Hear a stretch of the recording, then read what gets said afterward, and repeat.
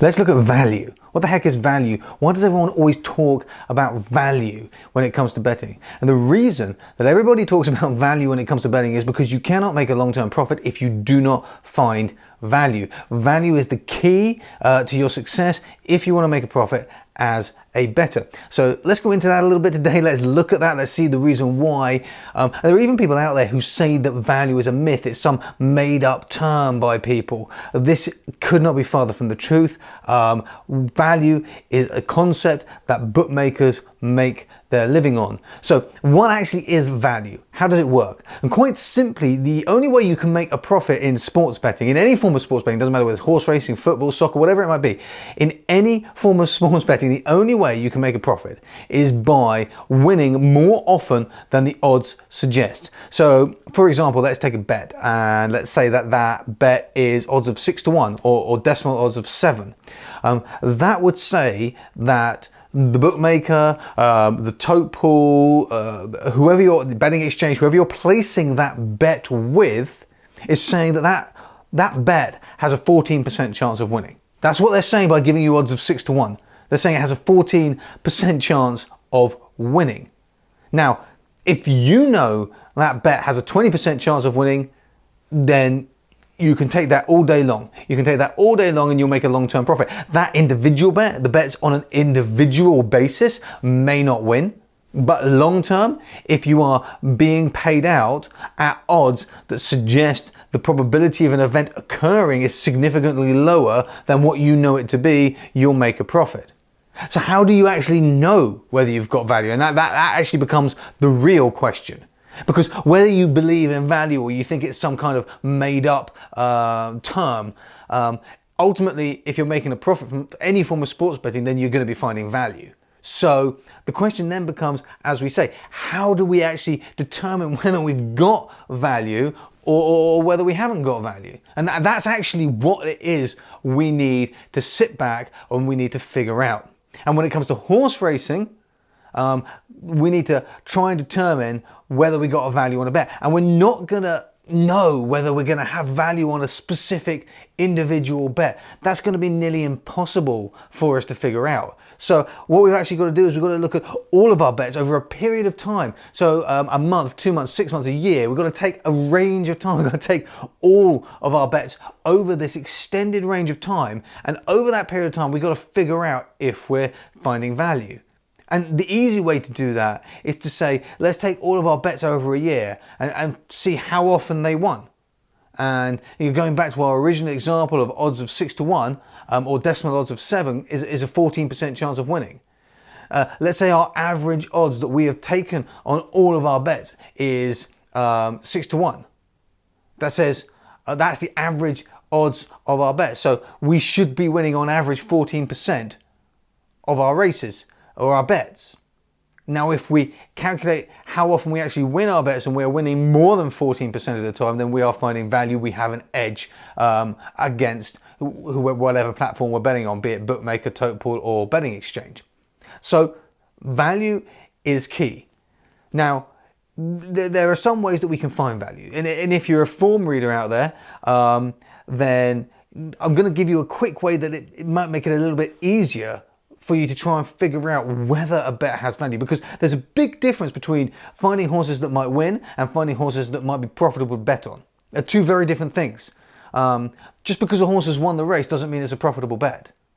And an example of that is if you think a horse has a 50% chance of winning the race, but the odds are only 1.5, that's not a good bet. That's not going to be a profitable bet, because the odds suggestion has a much higher chance than 50% of winning the race.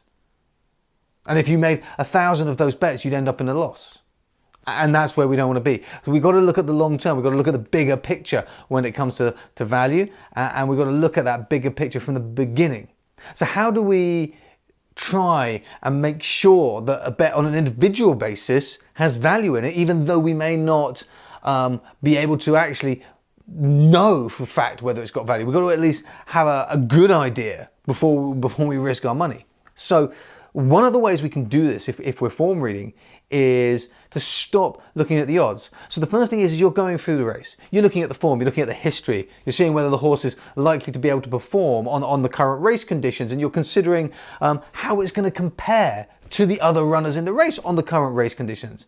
And all this information goes into the melting pot in your brain, and your brain kind of puts all of that together, and it's very hard to put a number on that. You get a feeling for how likely the horse is to win. It's just a feeling. It's very difficult to put a number on it. And if it's difficult to put a number on it, then don't bother. Why try and put a number on it? So let's just go with the feeling.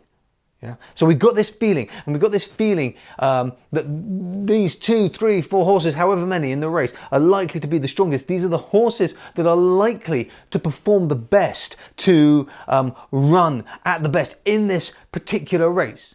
But in the course of finding that information out, we've also kind of got a feeling on how the other horses are, how do they fit into the big picture. And again, it's difficult to put into words, it's difficult to put into numbers. It's a feeling you'll get when you read form. And if you ever looked at a horse's form, I'm sure you have. So if you ever looked at a horse, you know what I mean by this feeling. You just think, this horse is going to be a bit stronger, this horse has got a slight edge. And if you're form reading, stop trying to quantify it. Go with your brain. Your brain can assimilate that information in an incredible way. But then what happens is we've got 2, 3, 4 horses, however many, that we think have a good chance of winning a race. And now we've got to try and determine if we want to bet on them, and if we are going to bet on them, what's the best way? Are the odds on any of these horses actually offering value to us as a bettor? And so here's one of the ways that we can do this. So you get all the odds from wherever you're betting. You get all the odds and you convert them immediately to the horse's chance of winning the race. And to do that, we just simply divide the decimal odds by 1. And if you're not sure about that calculation, please head over to the Race Advisor blog. We've got many articles on just how to do that. Very, very simple calculation. But we've written about it a lot of times. It's very simple. 1 divided by the decimal odds. And that's going to give you a number between 0 and 1.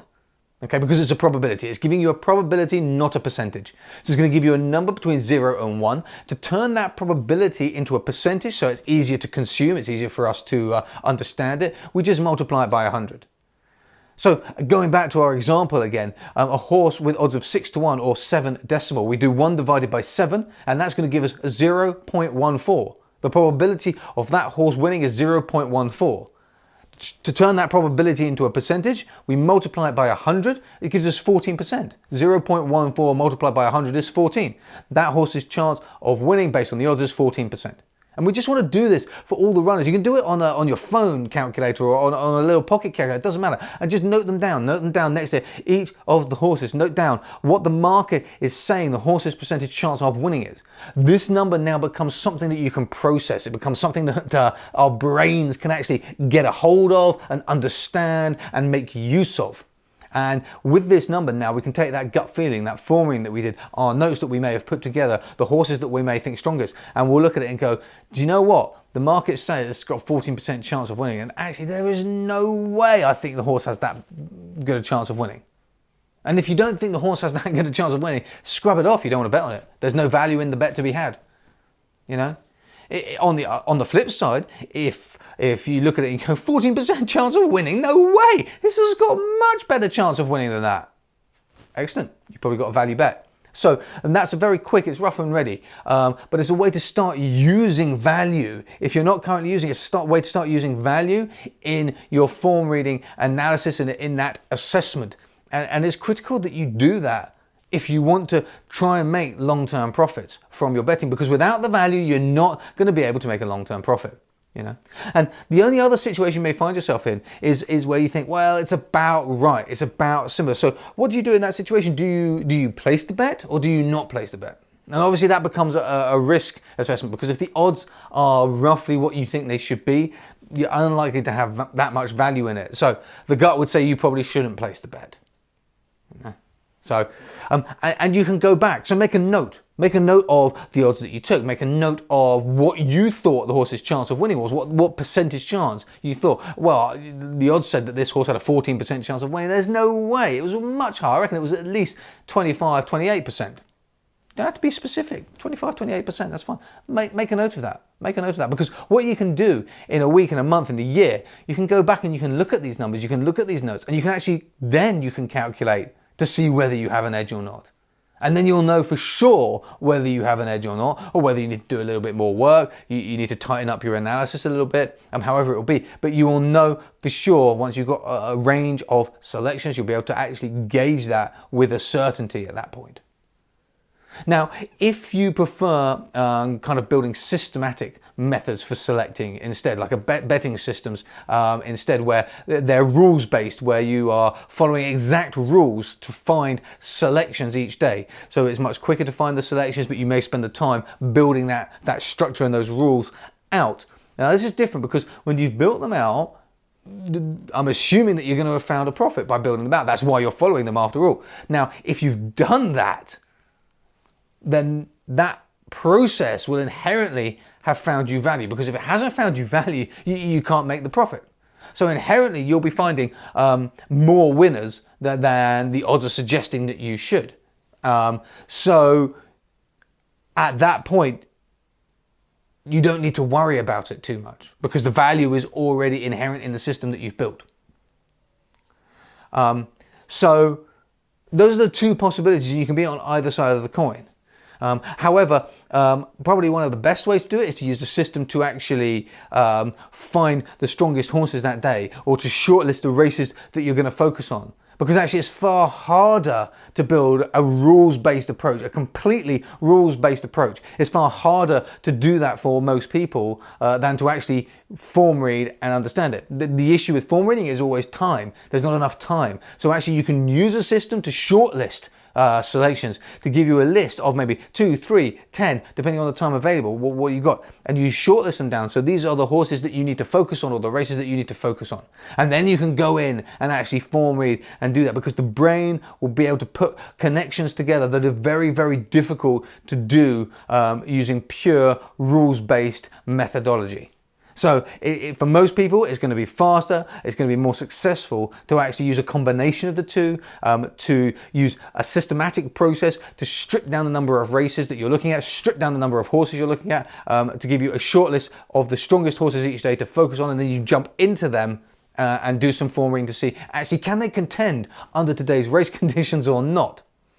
And then you can use the value technique that we've been talking about. Once you've done that form reading, you have a feeling for each of those runners' chance of actually winning the race, the percentage chance that they have of winning that race.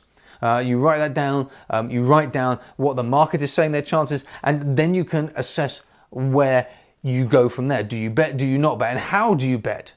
How do you bet? I mean, maybe the win market isn't the right market. Maybe that market doesn't align with what you think the horse's chance of winning is, but the place market is saying that the horse has a much lower chance of placing than you think it should.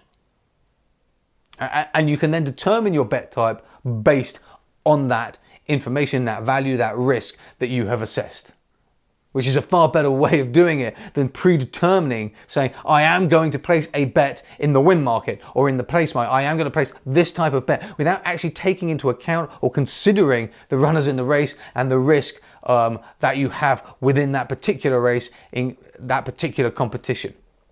So either way, value betting is essential if you want to make a long-term success of your betting. You have to have value if you want to profit. In any form of sports betting, that is the case.